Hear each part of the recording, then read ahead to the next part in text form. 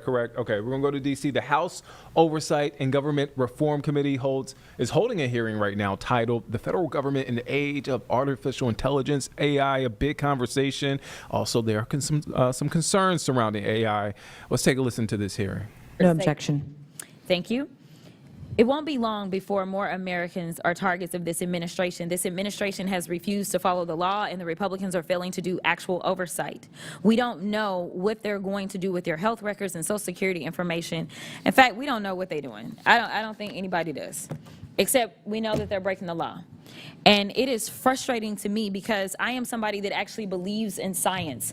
I believe that we should be investing in our young people. I believe that we should not be taking research dollars away. I believe that we should be trying to come up with new technologies and that we should be leading the world. But unfortunately, I can't trust these guys to do good things because, as it's already been said by Mr. Schneider, it is about who it is that is on the side that is asking for this to be done. And frankly, this feels like some bad movie that we are all in and that the villains are doing bad. So with that, I will yield. Okay, thank you. I'll now recognize Mr. Burchett for 5 minutes. Thank you, Chair Lady. As the 435th most powerful member of Congress, I have the honor of asking questions that have been asked ad nauseum. But when I ask them, answer as if this was the first time you said, and the proper response is, Congressman Burchett, that is possibly the most incredibly intelligent question that's been asked of me. So at least my clips will show that. And the 12 people that are watching this thing are at home. They're probably not in my district anyway. They're probably in Marjorie's district. Anyway, Mr. Thierer, did I get that name right? Right. All right. All right. The majority of East Tennesseans, and frankly Tennesseans and Americans, are worried about their privacy being violated by government artificial intelligence programs. What do you think Congress can do to protect our privacy? And my biggest fear in all this is Congress. I mean, some of these cats up here still have 8-track tape players in their 1972 AMC Gremlins, and they're going to try to regulate AI. They can't hardly spell AI, and now we're going to regulate it. So, well, Congressman, thank you for that excellent question. And as someone who used to grow up in a Gremlin with an 8-track player, I feel great affinity for this question. So I think that obviously we need to make sure that privacy is protected in the digital age, and this Congress has struggled with how to get that done. Obviously, we've had a multi-year, multi-decade debate about baseline privacy legislation, and a great deal of bipartisan consensus exists that that should be a priority before you get to a lot of the other questions about how to regulate all the various specific concerns about AI. A lot of them go back to fundamental data privacy, data security issues. And so I think, you know, let's not put the cart before the horse. Let's think about getting that done first. I know that's something Congress is turning to next.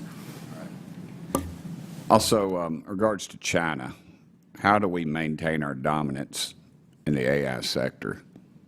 Any of y'all can answer that. I'll ask Mr. Thierer first, if that's okay in this. Well, a lot of it comes down to making sure that America diffuses first. We have wonderful products. We are essentially winning one part of the AI war but losing another. We're winning the part of developing really sophisticated, high-powered frontier models and other systems and applications. But the reality is that China may be winning the diffusion side of things, and this is why it's very, very essential that we not miss out on making sure we have partnerships and deals, multilateral, minilateral approaches. The administration's been trying to do this, obviously, recently, but this Congress should obviously make sure that we do everything we can to make sure American technology and products lead the world, because it's not just about competitive advantage, it's about our values. Our values are embedded in our products, and of course the Chinese Communist Party values are embedded in their products of, you know, control, surveillance, and lack of human rights. Yes, sir. We got to do three things. Number one is we have to continue to out-innovate and outmaneuver China. Our platform should be the dominant global platforms. Number two is we have to work with our allies and partners to spread our platforms to, you know, the global south and rest of the world. And three, we got to find ways to slow down China and make it impossible for them to deploy their capabilities and to use their capabilities against us. Can you give me that first one again? I can tell by your accent you're probably not from East Tennessee. I'm not, sir. Since I'm the only person in this room that's not speaking with an accent right now. So if you could say that first one again, brother. The first one, sir, was that we have to make sure that we out-innovate and outmaneuver China. Great. I'll just add, I agree with all the other panelists here and witnesses. I think that this is an infinite race. And the technology that is being discussed here today, AI, can essentially be wielded and constructed by any sort of group of smart people. And the planet grows smart people everywhere, every day. And I think that to the extent that we can be the ones that others follow, that we can be the ones whose software, whose hardware, whose foundation models others use, we will have the sort of dominant leadership position of how this whole planet evolves. Ma'am? Well, I would say that China's doing a very good job of figuring out how to defeat some of our security vulnerabilities, and I think that's one area that we have a significant we have a ways to go, is to protect the infrastructure, because North Korea and China and others are getting better and better at infiltrating and exploiting our vulnerabilities. Sir? I'm going to be contrary here. I think the U.S.-China arms race is an overblown metaphor. This is not the 1960s. This is not the Cold War. Science happens globally. The transformer model, invented by Google, it was published. Everyone uses it. DeepSeek, China comes up with this model. It's public. Everyone is innovating based on it. Ideas are flowing cross-border. Dominance is more companies than technology. So don't think about regulating the hardware, the software, the ideas. We can't do that. And this is not the kind of world where that happens. It really is the companies and what they're doing. It's going to be U.S. companies, European companies, Chinese companies, other companies. All right. Thank you. Chair Lady, I yield back nothing. Okay, thank you. I'll now recognize Mr. Subramaniam for 5 minutes. Thank you, Madam Chair. I appreciate us having this hearing. I served in the second term of the Obama administration as a technology advisor in the White House. I worked a lot with a lot of great groups who were dedicated to modernizing government, making it more efficient, bringing AI to government. And one of them was the U.S. Digital Service, which has now become the U.S. DOGE Service. Another one was 18F. Which has been completely set apart, has completely gotten rid of it. And I'll talk about them in a second. But one of the concerns I had about DOGE was that there's this notion coming in that they would come in and fire all these federal civil servants, and that AI would replace them, and that we'd save trillions of dollars as a result. And so that's wrong for a bunch of reasons. One, even if you fire every federal civil servant, you're actually not saving that much money in comparison to the deficit and the debt. But two, the federal workers are so essential when it comes to helping utilize these technologies, and especially the technologists that we've hired in recent years. And so we've heard a lot about this already from people testifying and even from members here, that it's not just about having AI, it's about having to deploy AI in a responsible way and in a manner in which we're not letting AI make mistakes. I'll give you an example. In Michigan, about, let's say, 10 years ago now, they deployed AI to try to find fraud, and they ended up finding a lot of fraud where there wasn't any fraud. And a lot of people got investigated, they went bankrupt trying to defend themselves from getting sued, and then they realized that the AI had made a big mistake. And there's so many other examples of AI being deployed in an irresponsible way because we simply weren't pairing them with a human element that could help sort of edit and deploy it responsibly. And so 18F is a great example of this. They were actually doing a lot of great work to modernize our federal government and bring AI to the federal government, and going agency by agency and helping us procure great tools to do that.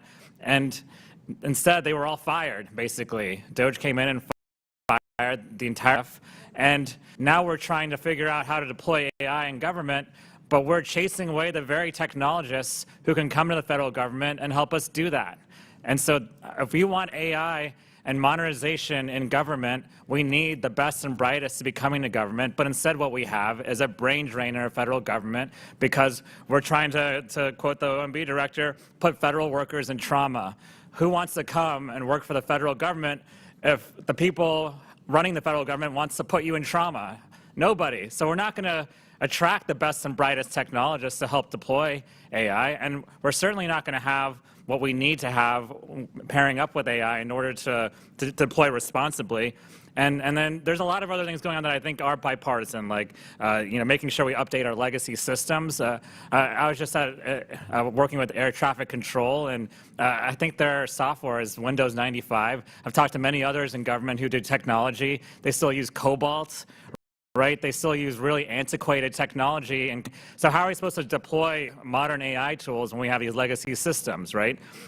The other thing is, how are we supposed to recruit and retain great people to help transition and modernize our government when we're chasing them all away? And finally, this AI-human collaboration, it's already running into problems in the private sector, but it has to be even better in the federal government, because like in that example with Michigan, where people's lives were ruined because they deployed an AI technology irresponsibly, here, if you mess with an AI tool and it doesn't get people's checks on time for Social Security or Medicare or Medicaid, then people are going to go without health care.